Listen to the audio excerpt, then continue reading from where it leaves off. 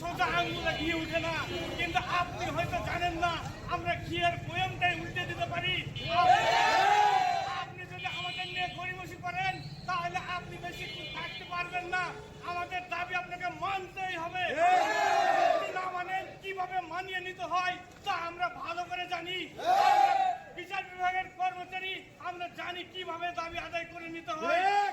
যদি আমরাকে আরো বেশি কঠোর হতে বলেন তাহলে আমরা বাধ্য। সরকার পে স্কেলের জন্য একটি কমিটি তৈরি করে দিয়েছিল, সুপারিশ কমিটি। তাদের ভিত্তিতে কমিটি তাদের সুপারিশ পেশ করে, কিন্তু দুর্ভাগ্যের বিষয় এই ইন্টারিম সরকার আমাদের এই গেজেট প্রকাশ নিয়ে গড়িমসি করছে। তাদের ইতিমধ্যে একজন উপদেষ্টা বলেছেন এই সরকারের আমলে পে স্কেলের গেজেট প্রকাশ করা সম্ভব, তথা এই বক্তব্য প্রত্যাহার করে অনবলম্বে দ্রুত সময়ের মধ্যে আগামী 6 তারিখের মধ্যে পে স্কেল গেজেটের বড়জোরে অনুরোধ করছি। সেই সাথে পে স্কেল রাজপথে নেমেছি, দাবি আদায় করব,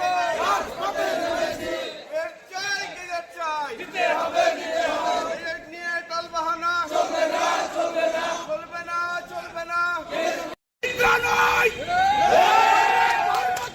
কর্মচারী আমরা হাতে খেটে পয়সা নিই, আমরা নাটক সিনেমার চরিত্র নই।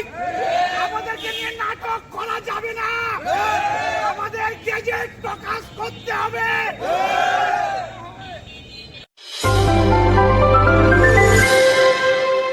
কর্মচারী মেনে নেবে না,